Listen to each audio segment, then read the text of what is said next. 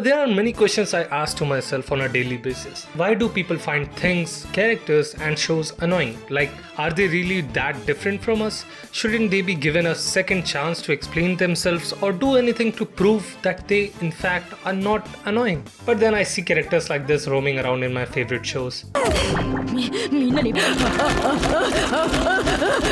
Yeah, no, fuck that. As a long time anime fan, and that long time being 4 years, I have watched over 100 anime shows in which some of the characters piss me off so much that I had to make a video about this.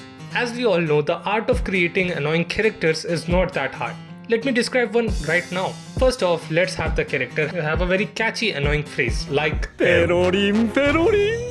Then give this guy a long ass tongue, a tongue so long that 3 tontatas can live in it, and finally make that character immune to nukes. And there you have it. That's how we make an annoying ass character like Perospero. After watching so many shows, you kind of become immune to shit like this for most of the characters. But there are always exceptions, or the chosen ones you could say, that make me angry just by looking at them. It's not like they have done something very bad in the show, it's just that their personality and character design seems to piss me off quite a bit. A few examples of this are Hina from Hunter x Hunter, Miss Golden Week and Sugar from One Piece. When these 3 characters were introduced in their respective shows, watching them felt like my head was being banged against a wall. And again, it's not like they are the worst characters that always do the bad shit. They are children, except Sugar. She's actually 22 and also she turned half of Dressrosa into toy slaves, so fuck her. Not literally though.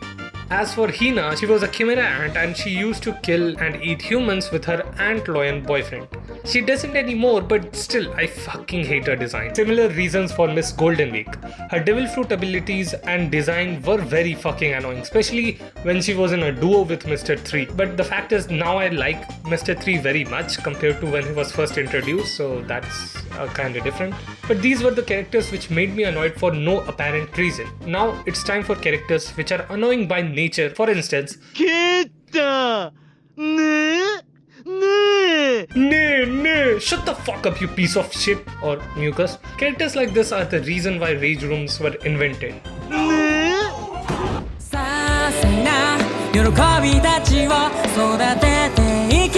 If you guys have seen Komi-san Can Communicate, then you definitely know who's coming next. Of course, it's Yamai Ren.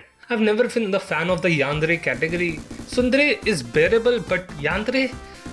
They are psychopathic bitches who will threaten to kill anyone for their love interest. And Yamai Ren is just like that, but even worse. She first of all threatened my boy Tadano for saying Komi-san instead of Sama. For context, this is Komi-san. She's a very big introvert, so she can't communicate properly. So my boy Tadano, the main character, just wanted to introduce her to the popular girls, being Yamai Ren, and this bitch does this.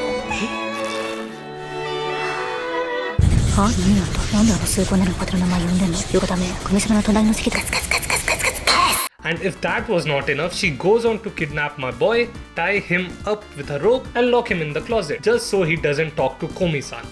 What the actual fuck? I know it's not that deep, it's supposed to be a funny gimmick, but you know what it feels like? I'll explain. Imagine yourself sitting in this beautiful open space. A soft wind breezing through your whole body. You're completely at peace. You hear the birds chirping, everything seems perfect.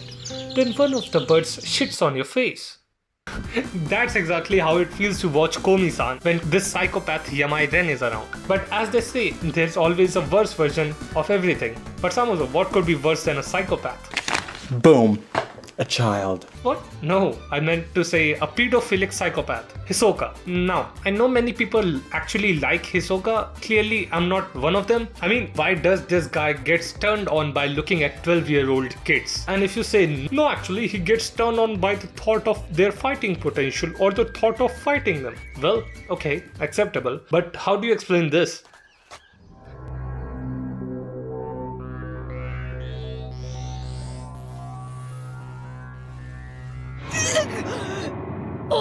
See? And that's not even the fucking annoying part. The annoying part is him constantly going, Gone! But I guess that still does not change the fact that bungee gum has both the properties of rubber and gum. So next let's talk about trash.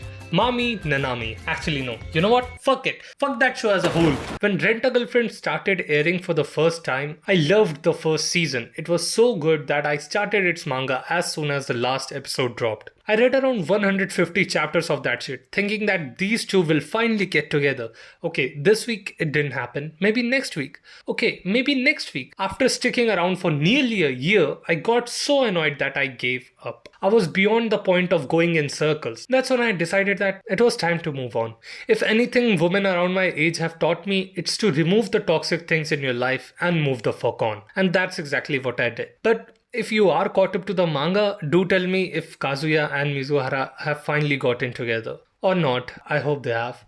Anyways, our next contender in the list is Suigetsu, the water guy. He was part of Sasuke's small group thing. For him as well, I just find his character annoying for no apparent reason. It might just be his face or powers, but nonetheless, fuck him. And yeah, speaking of fucking, the girl from Code Geass who inappropriately touched herself with the help of Table-kun, she was pretty annoying. And yes, that is actually true. Her name is Nina Einstein and she was obsessed with a princess, and the obsession got so far that it led to this.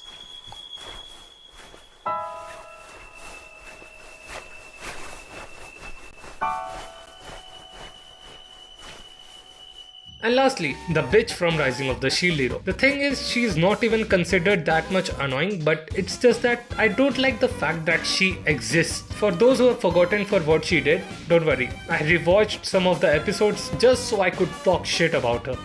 Okay, what happens is the main character and the other three characters get summoned into a different world so that they could defend against the waves of demons. And after the introduction, our main character Naofumi meets the bitch, formerly known as Melty. She first uses almost all of his money on shopping, then tries to seduce him, gets politely turned down, then goes on to rob all of his stuff, and that's not even the worst part. After taking all of his stuff, she accuses Naofumi for molestation and gets him kicked out of the kingdom. You see, in a matter of a day, she took all his money, respect, trust, and left him with nothing. And that's why she's a bitch. And in the end, she gets what she deserves, and that's all that matters. Again, I don't actually hate these characters except a few. And it's not like I want to stomp their fucking head and bang their head against the wall. I'm just saying that if I could, I would. Anyways, I hope you guys enjoyed the video. Check out this and this video as well. And don't forget to like, subscribe, and I'll see you guys in the next one.